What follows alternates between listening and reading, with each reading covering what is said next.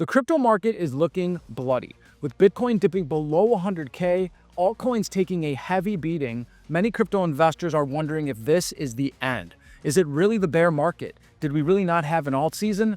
What's going on? In today's video, we're going to break down why is crypto taking such a beating? Am I still bullish? Should you still be bullish? And what am I looking at for 2026? If you're excited to learn more, like and subscribe down below, and let's hop in to the latest crypto sell-off. Now guys, I know the last couple days have been pretty brutal. I woke up yesterday and checked prices and I almost couldn't believe it.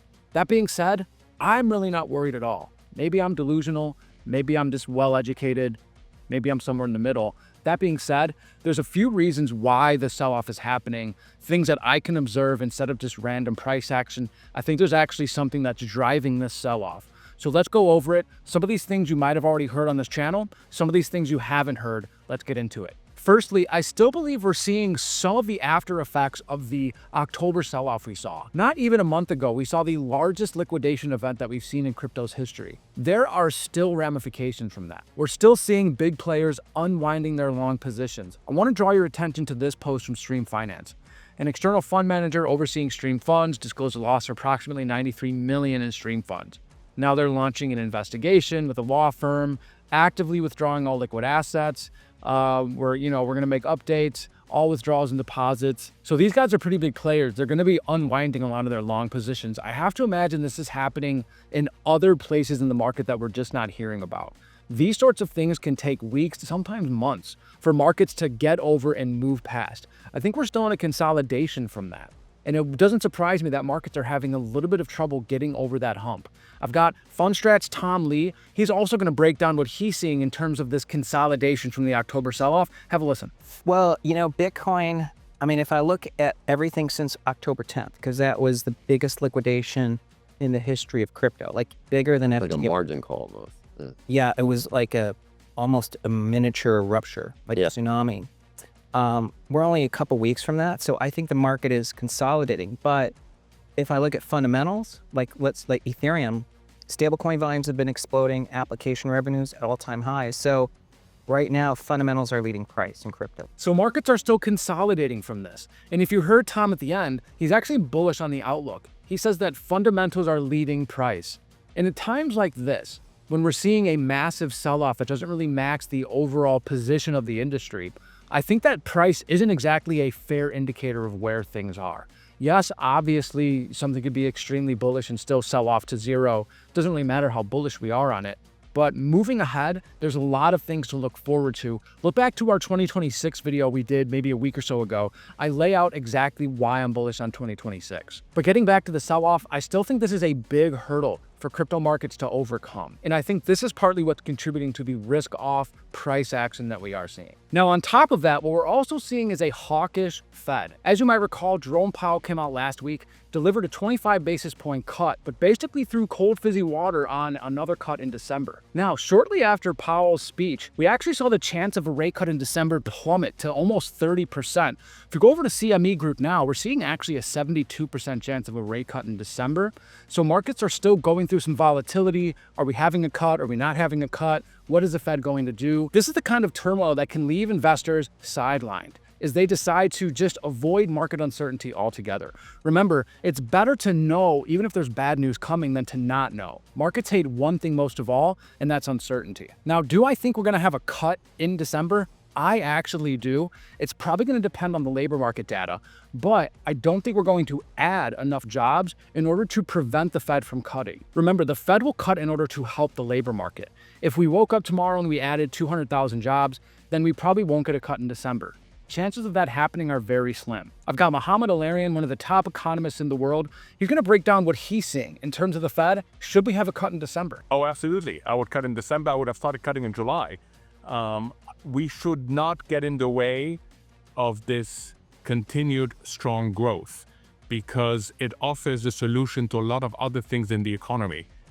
And we just have to get used to something you've heard me say, which is that inflation is going to stick around to 2.5% to 3%. And so Mohamed, like many others, thinks the Fed should have cut earlier, and he thinks they should cut in December. Now, whether or not they actually do, this offers some optimism, the fact that there are respected economists out there thinking that the Fed should cut, that they shouldn't get in the way of this growth. I think that we are going to have to accept a higher inflation target. Right now, the Fed wants to stay around 2%.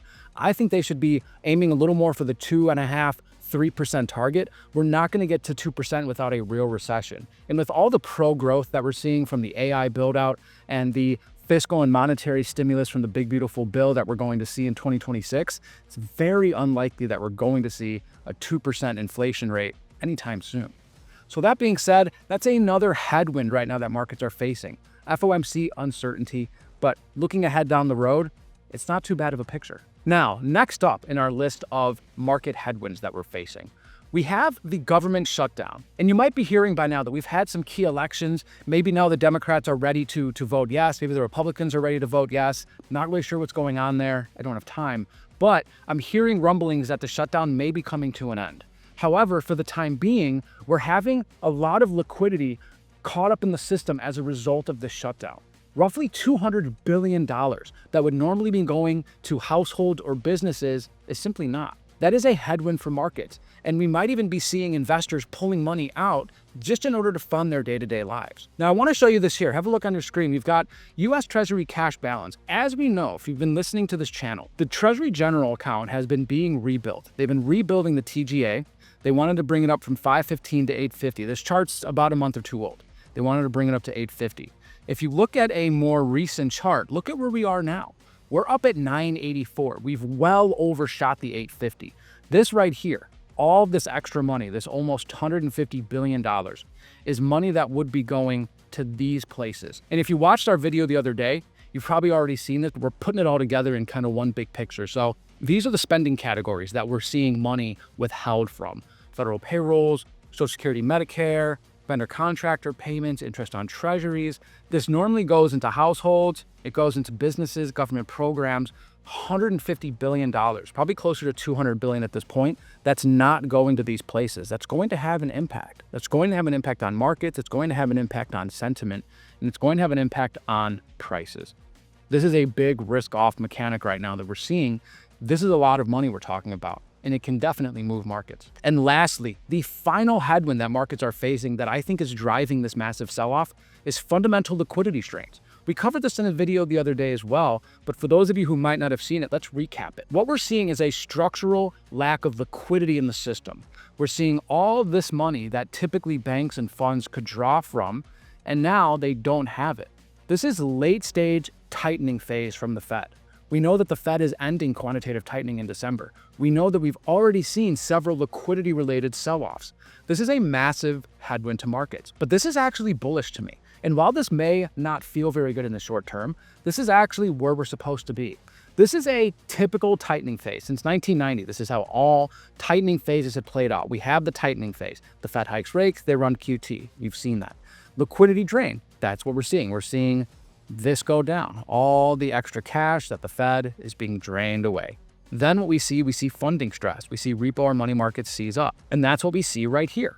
We're seeing the Fed coming in, injecting $29 billion to deal with late-stage tightening phase funding stress. And subsequently, the intervention. Fed halts QT, December 1st, adds liquidity via the repo. Here we are, overnight repo agreement. What comes next? Balance sheet expansion. And I'm not the only one speculating on this. Now, I know that this is something everyone's been saying. Oh, the Fed's going to expand their balance sheet. We're doing QE tomorrow. Here comes money printing, hidden QE. I'm not here to feed you that kind of hopium, but I am here to share expert opinions with you. And this is Joseph Wang. He used to work at the Fed. He actually has a really awesome YouTube channel called Markets Weekly with Joseph Wang. Recommend you check him out if this kind of Federal Reserve, kind of macro 100-foot view stuff interests you. Really awesome weekly video there. Great thing to do on a Saturday.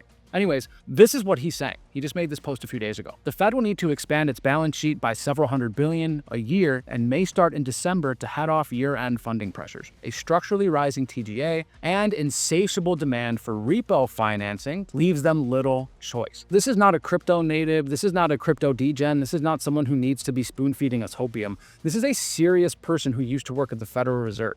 If he's saying this for a good reason. He's saying this because it might actually be true. And if we're looking at how the cycles typically play out, what comes up? We've seen everything. We've seen the tightening phase, the liquidity drain, funding stress, Fed intervention. Now we're coming to balance sheet expansion. I don't know when this is going to happen. I'm not even sure if this will happen.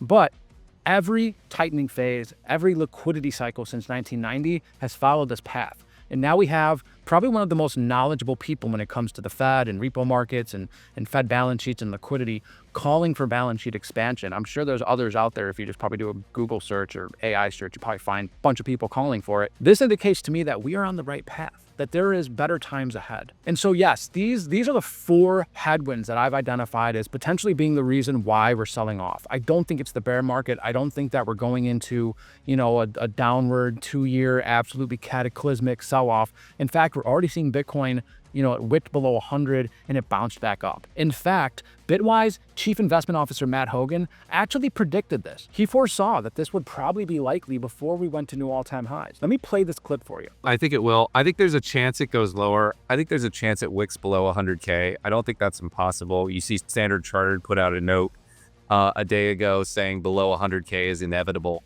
But I think the long-term thesis is still intact. I think crypto is not driving the bus.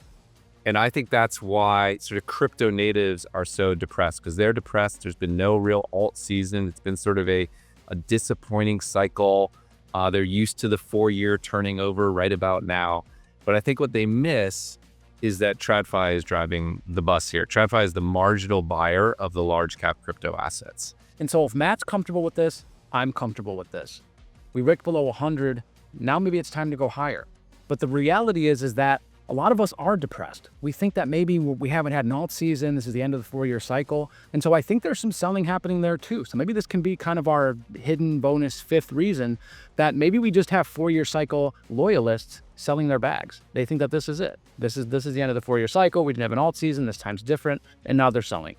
I'm not one of them. I hope you aren't either. So I hope this made sense to you. I hope that this gives you an idea of why we sold off, why we're seeing this price action. It always helps to know why, even if it doesn't solve anything in the immediate term. I'm very bullish on the future. And in the coming weeks, I'm going to be updating you on why that is. I did a video not long ago, I mentioned it earlier, about why I think 2026 is so bullish. If you need a booster shot of conviction, give that video a listen, about 15-20 minutes. And I think you'll find it well worth the time to like and subscribe to this channel. Leave me a comment. Let me know if you've learned anything. I hope this video has been helpful for you. I hope you're connecting some of the dots and seeing the bigger picture. Thank you for being here. We'll see you in the next video.